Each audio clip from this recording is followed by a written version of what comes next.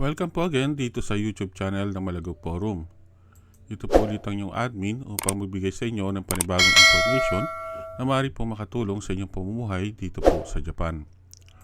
Ang topic ko sa video nito ay tungkol po sa bagong inilabas na quarantine rules ng Japan Ministry of Foreign Affairs noong nagdaang November 5 po, Friday, 2021. Ang bagong inilabas nilang advisory nito ay malaki po ang epekto para sa mga papasok po dito sa Japan na galing po ng Pilipinas, maging dayuhan man o Japanese citizen.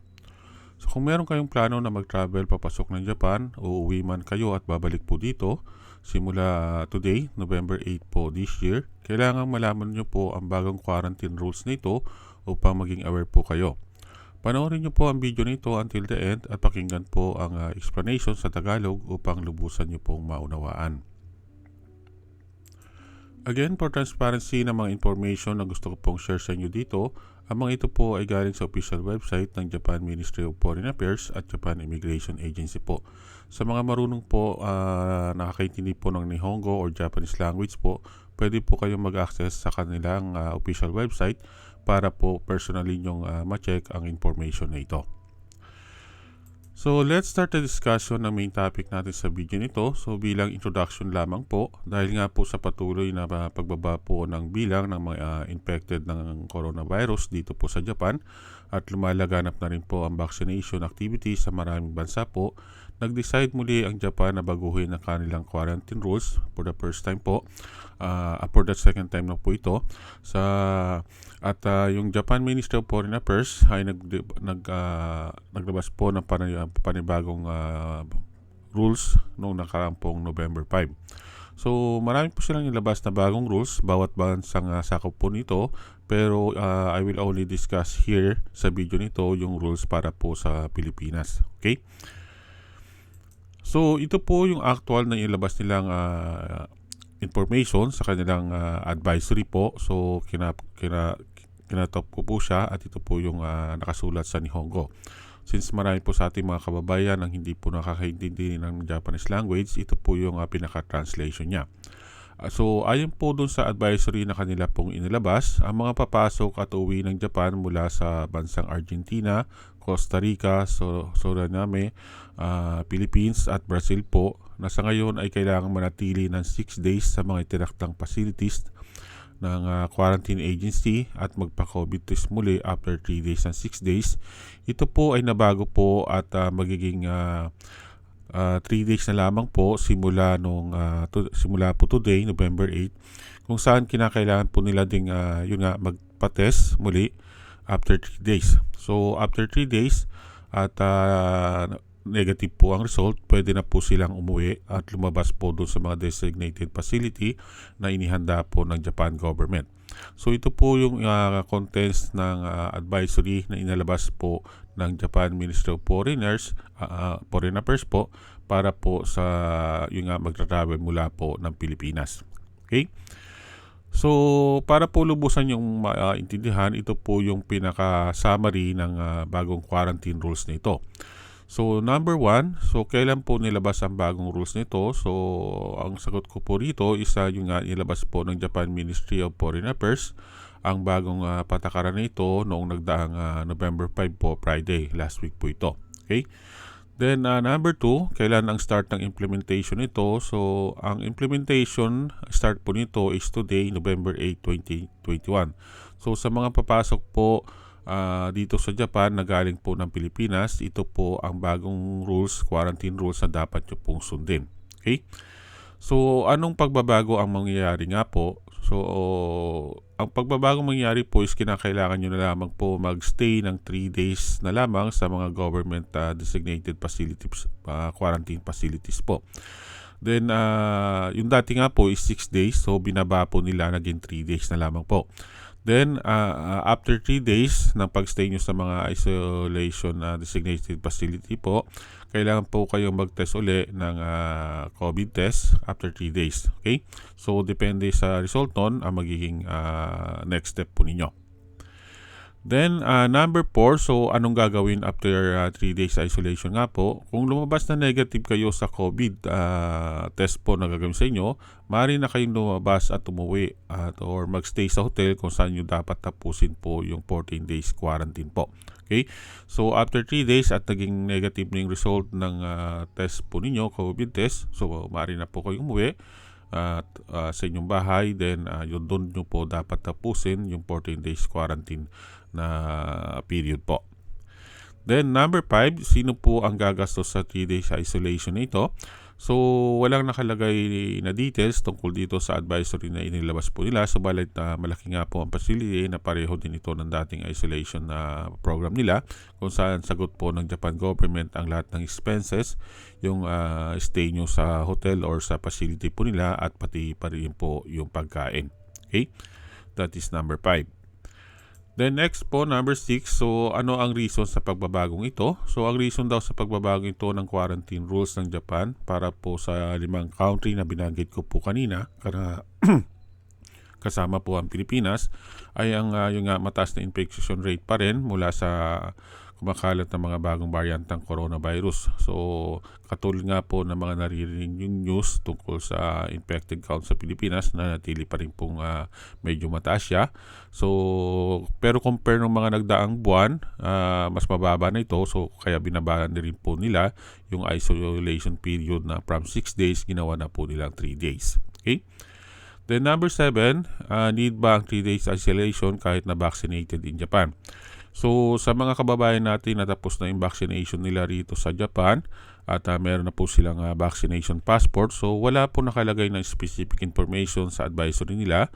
Subalit po malaki rin po ang possibility na kasali kayo dahil lahat daw po ng papasok at uwi ng Japan mula po sa Pilipinas. So meaning, vaccinated man kayo o hindi, dadaan po kayo rito sa 3 days isolation program po nilang ito. Okay? Then last po, number 8, hanggang kailan po ang bagong rules nito? So again, ayon po sa advisory nila, wala pong nakasulat na specific date po doon kung hanggang kailan ang bagong rules nito. So katulad po ng dati, ang gagawin nila niyan ay unti-unti din nilang babaguhin, depende po sa coronavirus infection status ng bawat bansa. So kung magiging maganda na ang condition sa Pilipinas, mawawala na rin ito and maybe yung travel ban para sa mga tourist at family visit visa. Since sa ngayon ay simula today, November 8, is pwede na rin daw po makapasok ang mga student visa holder at mga trainee at other traveler po na ang main purpose or objective is business po. Okay? Then last po, bilang protocols upon your arrival in Japan, ito po yung sa ngayon isa mga valid protocols pa rin na isinasagawa po nila dito sa Japan sa ngayon. So number 1 po is yung PCR test negative certificate submission. So sa lahat ng papasok po dito sa Japan, sa ngayon po ay kinakailangan pa rin po ninyo magpasa ng PCR test negative certificate na valid po within 72 hours upon test po. So meaning, after nyo mag-test, mag-conduct ng PCR test sa Pilipinas, so kailangan kayong makapasok agad dito sa Japan within 72 hours, dahil kapag lumagpas na yan ng 72 hours, hindi na po valid yung PCR test negative certificate po ninyo. Okay? Then number 2, so upon arrival dito sa Japan, kahit saan man kayong pumasok na airport, maging sa Haneda, Narita Airport, or Chubo or Kansai Airport po, kinakailangan nyo pong dumaan po sa PCR test na sinasagawa po nila sa airport. So lahat po ito, kasama na po ang mga foreigner at maging mga Japanese citizen po, lahat po ng papasok dito sa Japan, kahit saan bansa po kayo galing, ay kinakailangan pong dumaan sa PCR test sa airport. Then, para po sa mga traveler nga po na galing po ng Pilipinas, after the test, maging negative man o positive yung result niyo. So, kung negative ang result sa inyo, kailangan po kayong dumaan sa 3 days isolation sa designated facility. So, doon po kayo nila ipapasok po muna.